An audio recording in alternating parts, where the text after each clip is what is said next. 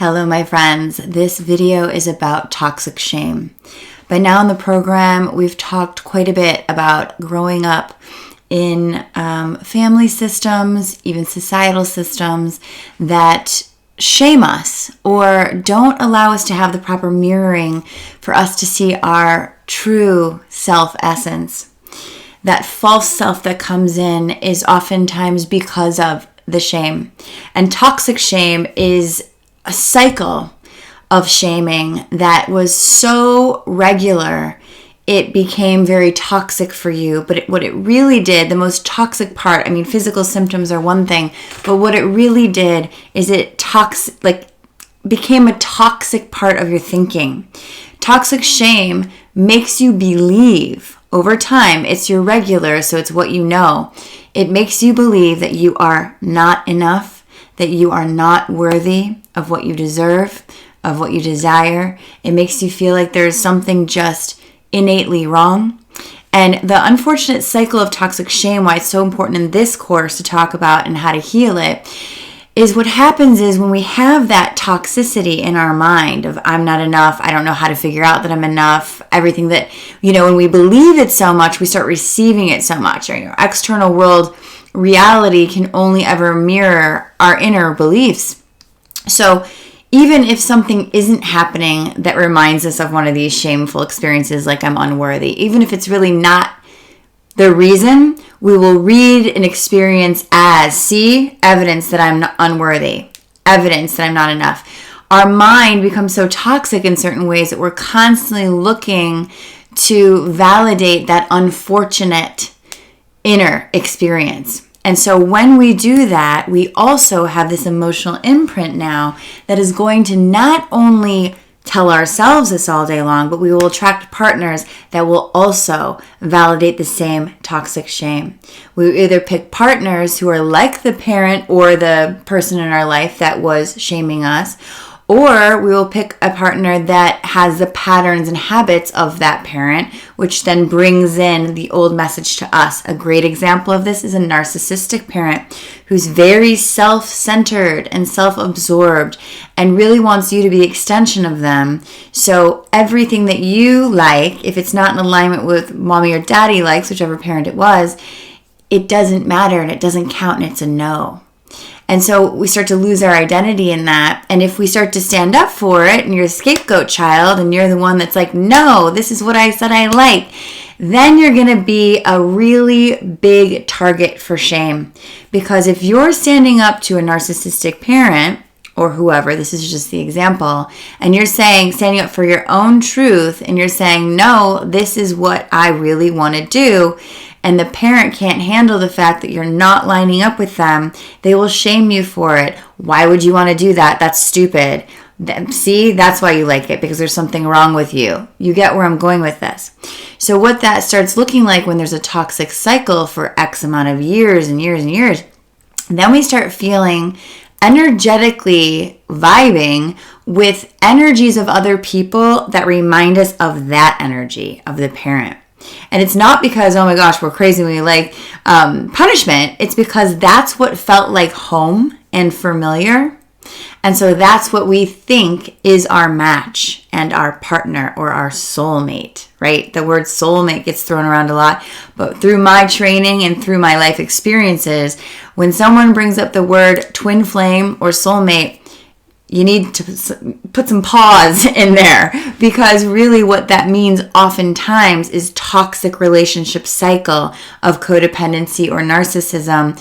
And really what those relationships ultimately do, I'm not saying they're not true. I'm not saying there isn't a soulmate or a twin flame, but oftentimes people can mistake toxic relationships for those things because they feel so connected and so enmeshed in a higher way or a different way that's beyond words. And really what this is about the dance of two wounded souls. So if you find yourself in one of those positions, really think about the attachment style and the attachment issues and maybe even attachment trauma involved in this kind of connection. And so when we connect with these people that remind us of home or seem similar dynamics, so we at least have some kind of identity and some kind of sense of how to be in it because we remember what it was like as a kid, or we feel so much, usually up front with these relationships, we feel so much love bombing. We feel so much like, oh my gosh, I'm finally getting appreciated from the type of person that never appreciated me before. But what happens in these relationships very quickly, usually, is there becomes this devaluation period where they hook you in with emotional manipulation.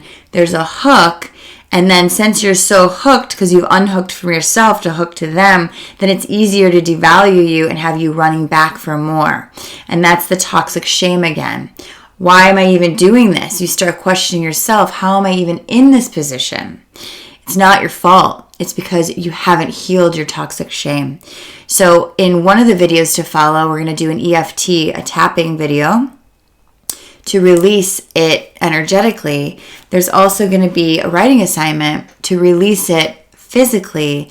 And when we do this work on a regular basis, this probably isn't the first time you're going to watch this video, you start putting pieces together and you start giving yourself the skills you need to release the shame rather than going back into another dysfunctional cycle.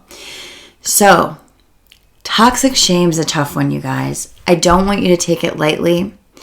For so many years, I walked around with shame for my own reasons, but feeling like, if you know my story, feeling like I'm different because I have to take Ritalin in the nurse's office and no one can know about it because I was the only kid in school in the 80s who was on Ritalin. And so now it's every kid, but I was the only kid. I was the only kid that thought differently and had a strong opinion and did things my own way and thought my own way. But in that way, it was kind of a narcissistic school system because there's only one way of learning in the system, but there's actually 7 different learning styles. And my learning style was highly intuitive and creative, and it wasn't okay to just intuitively know a long division problem and not show my work. They thought I was cheating. I wasn't. I was just looking at numbers and I could figure it out in my head. So because of one of those things was the reason I got the label of ADHD, attention deficit hyperactivity disorder, even though I wasn't hyperactive. And what I know that to be is attention dialed to a higher dimension, obviously. But at the time, that caused such deep shame for me. It was a secret. I couldn't tell any of my friends. I knew if they knew it, they might not like me because what's ADD back then? They didn't even know. And also, it felt like I was shamed from my family because anything that I would ever do wrong, it's the ADD. So I have my own stories. A lot of people look at my videos and they're like, what's wrong with your life? Your life is perfect. I'm like, let me tell you about the things you don't see. It's very annoying when people, I'm sure some of you watching, they see your life or you on the outside and they think, you're fine, your life's great, your life's perfect, everything's amazing. And what's interesting is, why would people say that when feelings are on the inside? We have to be careful how we judge people's lives, how we look at the highlight reel. We have to understand that shame is beneath the surface. Pain is beneath the surface.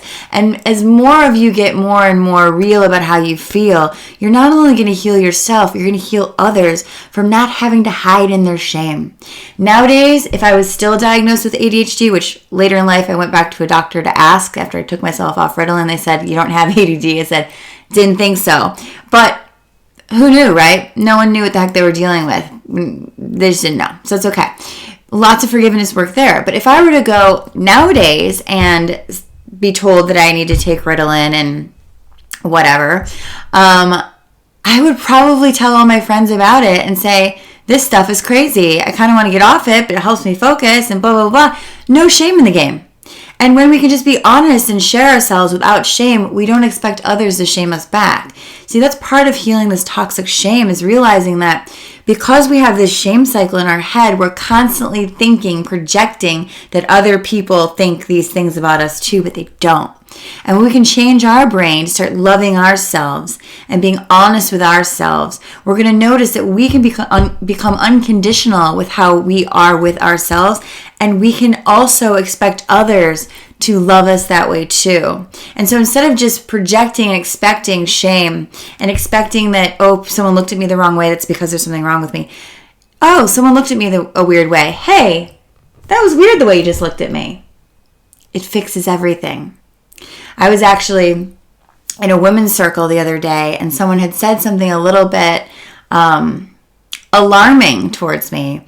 And all the other women in the group were silent. And I just spoke up and I said, that was alarming. Interesting how you decided to say that in that way. It didn't feel like something that matched my experience. And afterwards, every woman in the group came up to me and said, oh my God, you're the only person that would have ever spoken up. And I see, that's the problem. I'm not ashamed to speak up on behalf of what I observe, rather than most people, honestly, have an experience like that and just take it.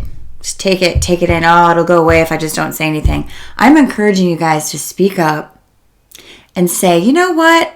It seemed like you looked at me like that, or it seemed like you were saying something that was a little bit inappropriate to me or a little bit hurtful. Yeah, I don't appreciate that.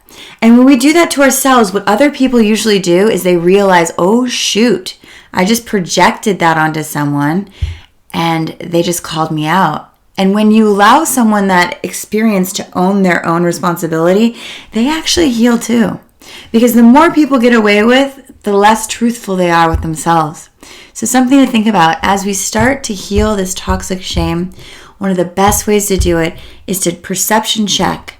Notice what you feel is creating that shame for you in the moment, those shame triggers, and question them and question others and start to stand up in your new experience of self and self-love and self-worth and see how that goes for you. Have a beautiful day.